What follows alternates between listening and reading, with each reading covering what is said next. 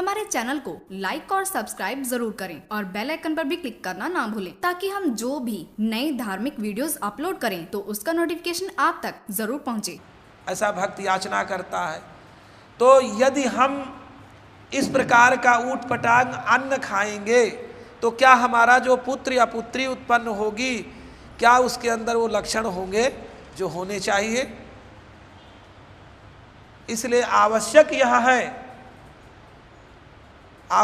है कि मनोवृत्तानुसारिणीम का हम अर्थ समझें।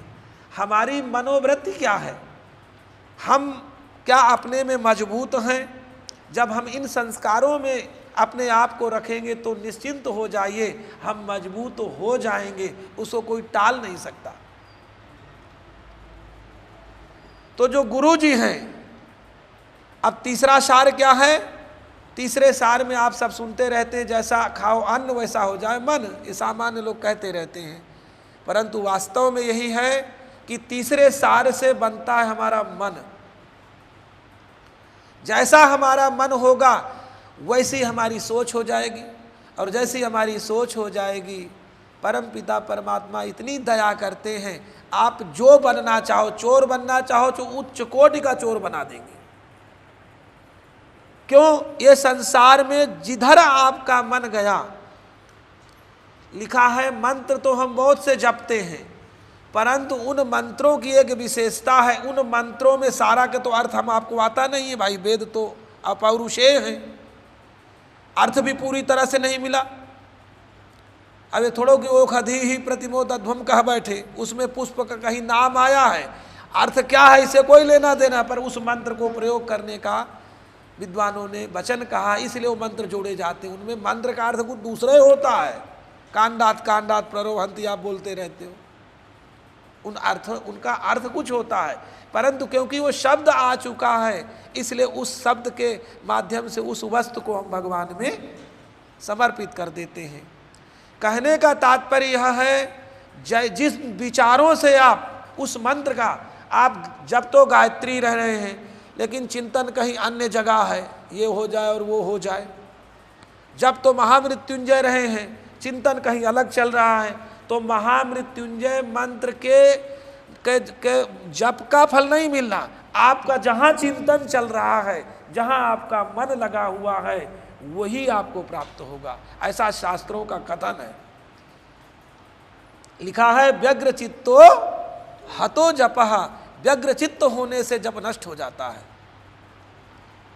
तो तीसरा सार से मन बनता है, उस मन को बनाने के लिए आवश्यक है हमारे जो चौथी डोरी है भगवान के द्वारा, गौ विप्र वेद, वो वेद यहाँ पढ़ रहे बच्चे।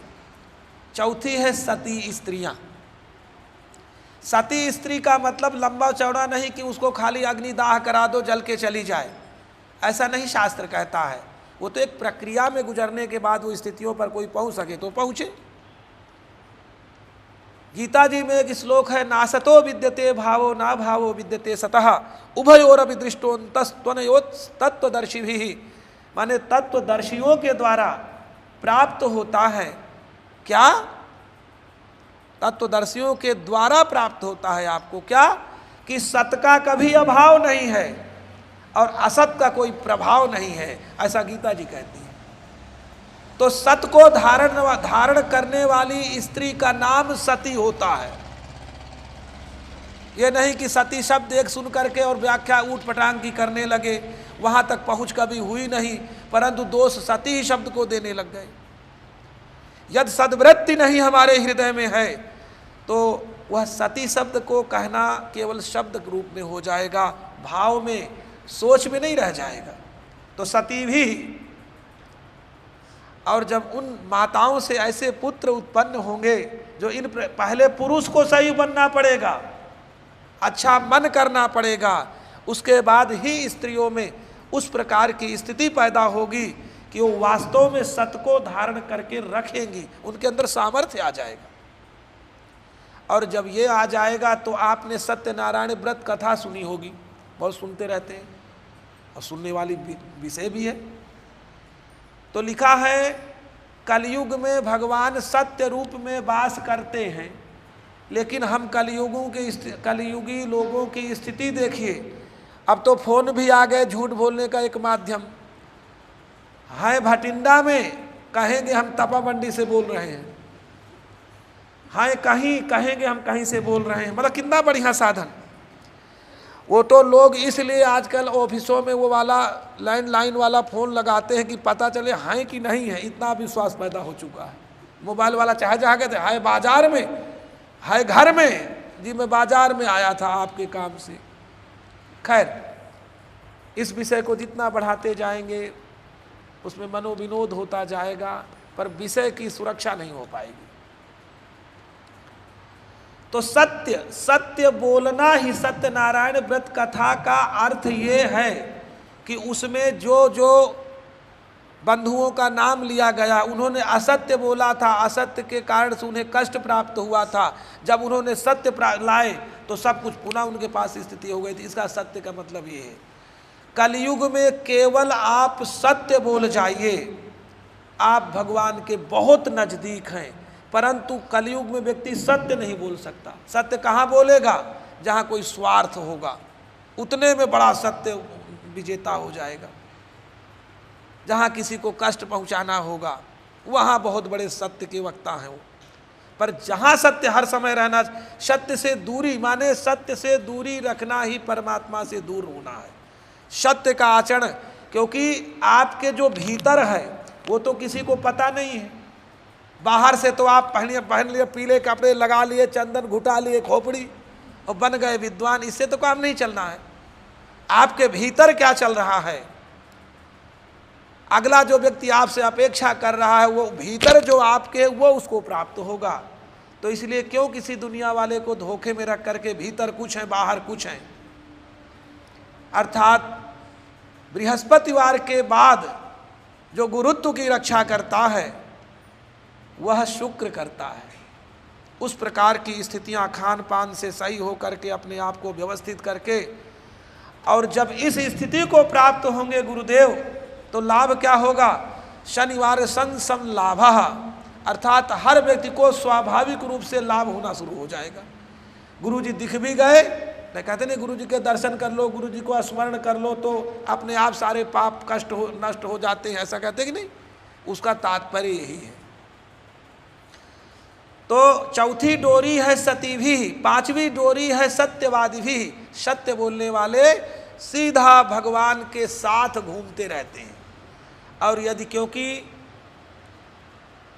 लिखा है मन क्रम वचन छाड़ी चतुराई, हमें भगवान की प्राप्ति के लिए बहुत उपायों की आवश्यकता नहीं है। केवल मन से, कर्म से, वाणी से, अपने हृदय से मन क्रम वचन छाड़ी चतुराई, भजत कृपा करी हैं रघुराई। ये पक्का है कि वो रघुराई केवल आप अपने आप को शुद्ध रखो अंतःकरण से, वो तो मिलना उसकी क्या हिम्मत जो दूर चला जाए। आप केवल उसका दोष दिए कि बहुत दिन से माला का जप कर रहा हूँ, बहुत दिन से जो अनुष्ठान, परंतु काम नहीं हुआ जी पंडित जी। तो ठीक है, अच्छे 2-4 शब्द बोल गए पंडित जी भी, अच्छा जी अब की नहीं तो अगली बार। नहीं तो मंत्र बोला जाए और लाभ ना हो ही नहीं सकता। मंत्र होगा तो लाभ होगा, विद्वान उस प्रकार का होगा तो लाभ दे करके रहेगा।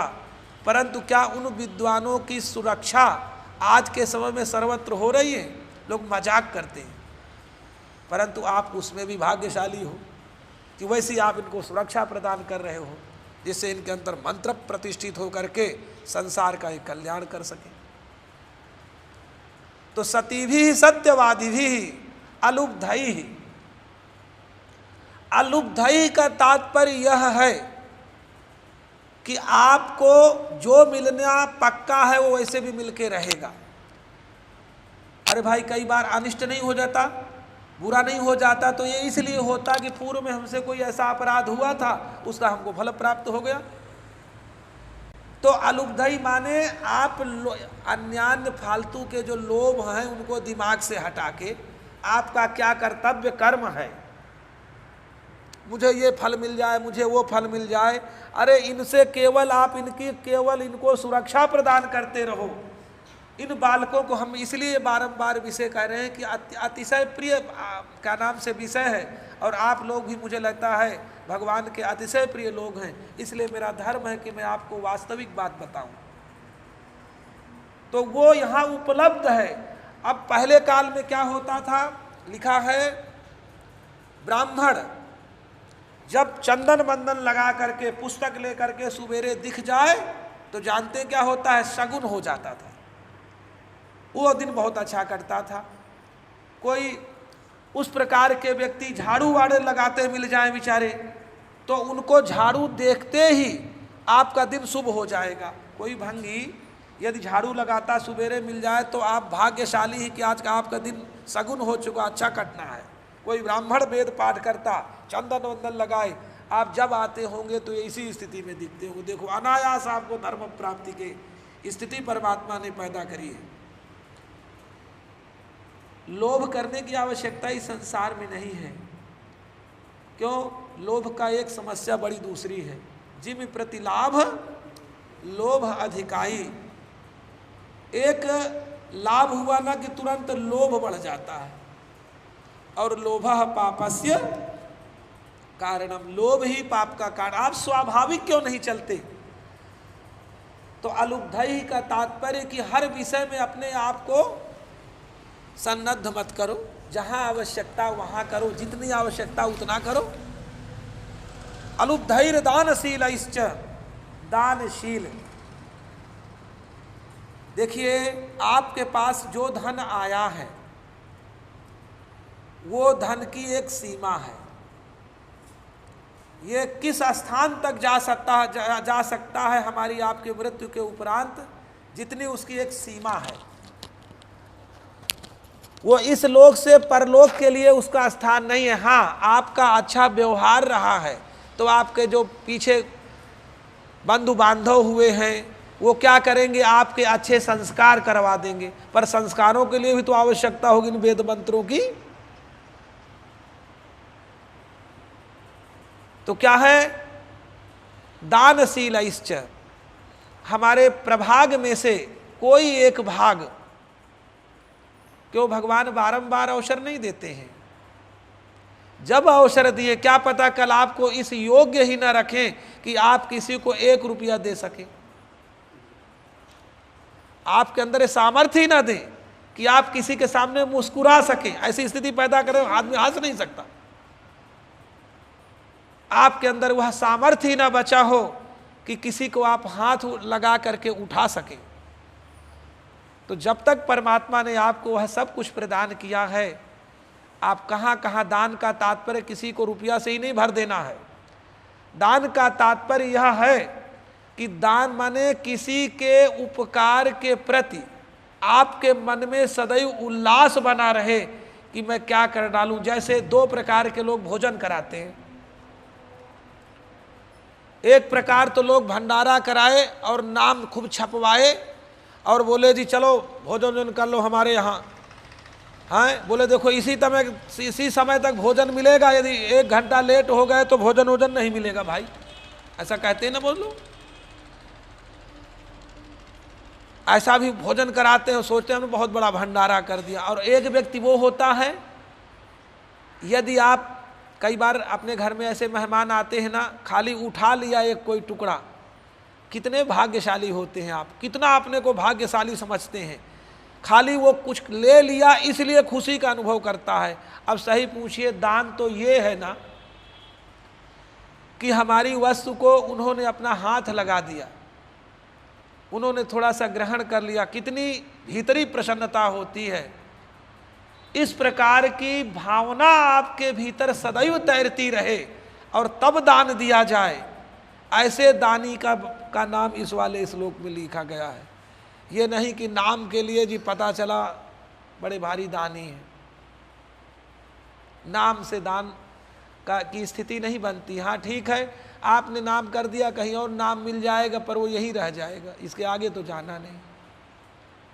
कहने का तात्पर्य यह है, जो व्यक्ति दूसरे की सेवा में अपने आप को रखते हैं उनके लिए एक बड़ी अच्छी चौपाई रामायण में है बोले तिनकहु कछु दुर्लभ परहित बस जिनके मन माही। दूसरे का भला हो जाए यह जिसके हृदय में विद्यमान रहता है, बोले तिनकहु कछु दुर्लभ जग नाही। वास्तव में संसार में उसके लिए कुछ भी दुर्लभ नहीं। और वह दिव्य जो औषधि है वो हमसे प्रकट होती है, अर्थात हम चाहेंगे तो हम दूसरे का हित चिंतन चाहेंगे, नहीं चाहेंगे तो कहाँ से होगा। इसलिए वो हमारे पास विद्यमान रहता है। भाव, खान पान, रहन सहन और इन ब्राह्मणों की स्वाभाविक प्रसन्नता की स्थिति को देख करके वो स्वाभाविक आ जाता है अपने भीतर। ये हम आपको भीतरी बात बता रहे हैं, बाहर की नहीं। कितने भी आप चिंतित हो इस संसार में, परंतु कोई संध्या करता हुआ ब्राह्मण दिख जाए, गायत्री जपता हुआ ब्राह्मण हो मिल जाए, तो जानते हैं फिर कौन सा दुख है। हम कई बार बालकों से कहते हैं अपने विषय में कि हमारे साथ एक बड़ी समस्या होती जा रही है। जिसको सुख समझ रहे हैं वो कभी दुख दिखाई देता है। तो सुख किसको कहते हैं, दुख किसको कहते हैं, इससे प्रायः मुक्ति से मिलती जा रही है। दुख भी सुख रूप में दिख रहा है और दुख भी सुख रूप में दिख रहा है। ये हुआ कैसे, ये बताएं। राजस्थान में भयंकर जब गर्मी होती है तो डिग्गियाँ बनी होती हैं प्रायः, और उस डिग्गी का पानी क्या गर्म होता है। जब गर्म होता है तो हम स्नान करते हैं उस गर्मी में, बढ़िया भीषण गर्मी में, वही संध्या करने के लिए नहाना पड़ता है। तो आश्चर्य मानेंगे उस गर्मी में हम अनुभव क्या करते हैं। हम कभी पानी गर्म करके स्नान नहीं करने का प्रयास करते हैं। उस समय हम क्या करते हैं, उसी गर्म गर्म पानी से नहा करके अनुभव करते हैं कि देखो सर्दी वाला स्नान अब चल रहा है। और जब सर्दियां होती हैं तो भयंकर शैत्य उपस्थित, शीतलता उपस्थित हो जाए तो पानी को पी लो तो एक फ्रिज हो जाए 2 नंबर पे, वो नंबर 1 पे पानी, उसको पीते हैं तो इतने प्रसन्न होते हैं कि वाह आज कोल्ड ड्रिंक मिली। ये स्वाभाविक हम बता रहे हैं। इस स्थिति पे आप एक बार अभ्यास करें, सब कुछ आपके लिए सहज हो जाएगा, कुछ भी असहज नहीं है। और जब सहज हो जाएगा तब तो समस्या क्या है। स्वाभाविक रूप से हम आप घूमते फिरते रहेंगे। तो 7 डोरियां जिनमें प्रायः 7 की 7 यहाँ विद्यमान है। गौए यहाँ विद्यमान, विप्र यहाँ विद्यमान। विप्र उसी को कहेंगे जो संध्या बंदन करता है, नहीं करेगा तो भाई अभी खाली ब्राह्मण देवता हैं, विप्र नहीं है। उसके बाद वेद यहाँ विद्यमान है। सती स्थिति वाली कोई भी सती स्त्री जब इनको देखेगी तो वो पुत्रवत इन्हें मान बैठेगी, और उसके हृदय में जब पुत्रवत मान बने किसी ब्राह्मण बालक को तो उसे ऐसा लगेगा कि वास्तव में उसने मन से तो ऐसा गर्भ धारण किया, ऐसा मन से अपने अंदर वह प्रकाश ले लिया कि कम से कम उस क्षण तो वो सती की स्थिति में पहुंच ही जाएगी। क्योंकि निश्चल को नहीं पता होता है क्या है इनमें, तो इनमें क्या, जब हम ही में नहीं पता तो इनको कहाँ से पता होगा। क्या कैसे दुनिया, कैसे कोई हंस रहा है तो लगता है हंस क्यों रहा है, रो रहा है तो रो क्यों रहा है। हम अपने विद्या काल का विषय बता रहे हैं। जिस समय कोई व्यक्ति चिंतित होता था, रोता था, तो हमको आश्चर्य होता था ये रो क्यों रहा है, रोने का मतलब क्या है, यहाँ रोने का विषय क्या है। बस धीरे धीरे प्रपंच में गए तो थोड़ा और सुख और दुख थोड़ा सा अनुभव हुआ, पर वो अपना व्यक्तिगत विषय होता है। खैर, हम सभी बड़े भाग्यशाली हैं कि वो सारी उपस्थिति भगवान ने हमारे लिए दिया है। और भैरव बाबा और काली माता के प्रभाव को आप लोग सब महसूस करते रहे हैं, करते रहते हैं बारंबार। क्या बताएं, शंकर जी का मंदिर भी बढ़िया हो गया, और शंकर जी के मंदिर में कथावाचक आप लोगों को बहुत बढ़िया बढ़िया कथाएं सुनाते होंगे। उन्हीं में से एक हम थोड़ी सी वही वाली बात दोबारा बता देते हैं। शिवालय क्यों होते थे? शिवालय का तात्पर्य यह है कि देखिए भगवान शंकर, देखिए अन्य देवताओं के परिवार एक साथ नहीं उनकी प्रतिष्ठा होती, पर शिव परिवार की प्रतिष्ठा होती है, दूसरे परिवारों की प्रतिष्ठा नहीं होती है। शंकर जी का पूरा परिवार होगा तभी लाभ होगा। इसका मतलब क्या है? संसार में मुंडे मुंडे मतिर भिन्ना, हर व्यक्ति की खान पान के कारण से मति अलग अलग होती है और उसकी सोच भी उसी हिसाब से हो जाती है, परंतु उसको एक जगह कैसे रख करके हम लाभ ले सकते हैं, इसको केवल और केवल इस ब्रह्मांड में कोई बताता है तो भगवान शंकर का, शिव का परिवार बताता है। आप भगवान शंकर के पुत्र गणेश जी का वाहन के बारे में जानते हैं, चूहा है, परंतु भगवान शंकर का आभूषण सर्प है। सर्प और चूहा एक जगह कभी नहीं रह सकते, फिर भी रखे जाते हैं। मयूर और सर्प एक जगह कभी नहीं रह सकते, ये भी पक्का है। भगवान की सवारी जानते हैं नंदी बाबा, तो माता जी की सवारी के बारे में जानते ही हैं, शेर, वो भी दोनों एक जगह नहीं रह सकते। आगे चलिए, भगवान शंकर के तीसरा नेत्र जल रहा है, बड़ी धक धक धक करके, धगत धगत धगत ज्वलन ललाट पट्ट पाव के, ऐसा विद्वान लोग स्तुति भगवान की करते रहते हैं। तो वो तीसरा नेत्र जल रहा, लेकिन उसके ऊपर गंगा जी बह रही हैं, उसी आसपास ही दोनों की व्यवस्था, ऊपर से तो जल और नीचे आग। चलो उससे भी आगे चलते हैं। उससे आगे चले तो भगवान के जो चंद्रमा द्वितीया का रहता, उसमें अमृत रहता है, और उसके बीच गले में भगवान क्या रखते हैं? नीलकंठ, विष धारण करते हैं, है ना सब विसंगति। उनसे आगे चलो, एक श्लोक है, स्वयं महेशस्तनयो गणेशः सखा धनेश स्वसुरो नगेशः तथापि भिक्षाटन में शंभुर बलीयसी केवलम ईश्वरेच्छा। जो भी स्थिति आपको मिली है उसमें विचलित होने की आवश्यकता नहीं है। लिखा है स्वयं महेशः, भगवान शंकर की स्थिति देखिए, स्वयं तो महेश है।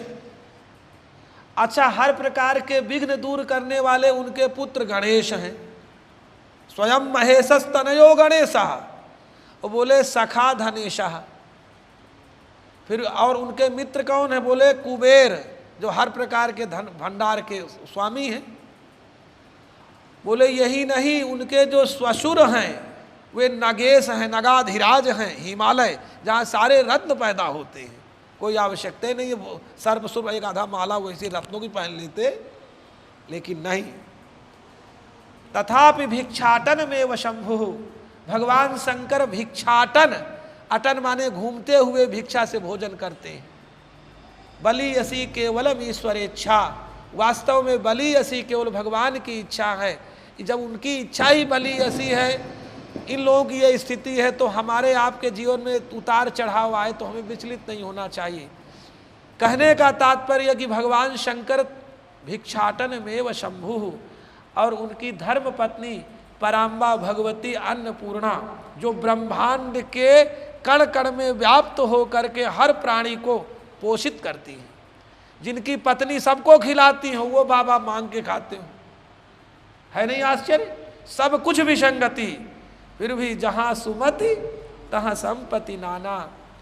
जहाँ सुमति होती है वहाँ नाना प्रकार की संपत्ति स्वाभाविक प्रविष्ट हो जाती है, और जहाँ कुमति तहाँ विपत्ति निधाना।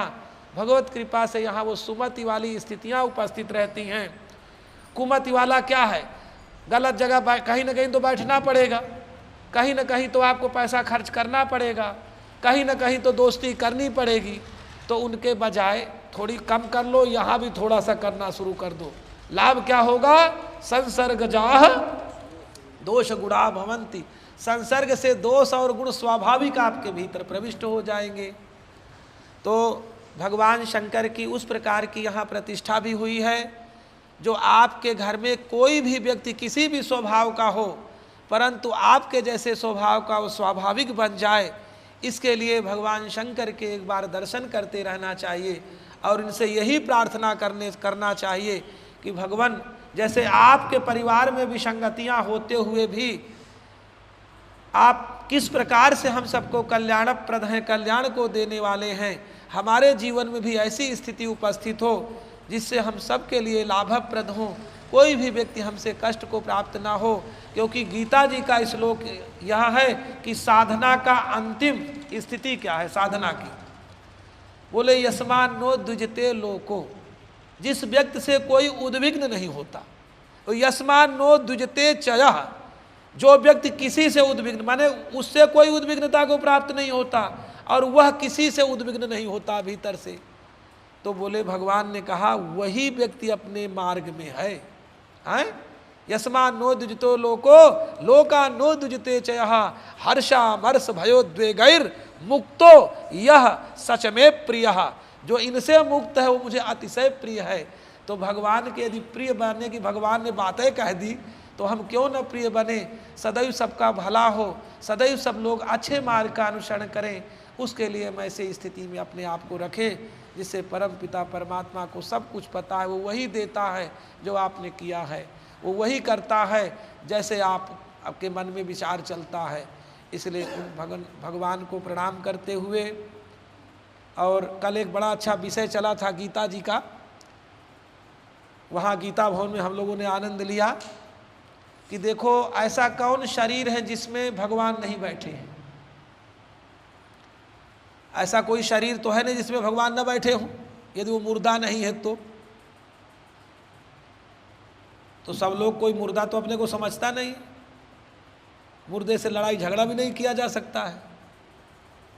तो हर व्यक्ति के हृदय में विद्यमान उन परम पिता परमात्मा को हमें क्या स्मरण करना है कि ये चलते फिरते मंदिर है सब।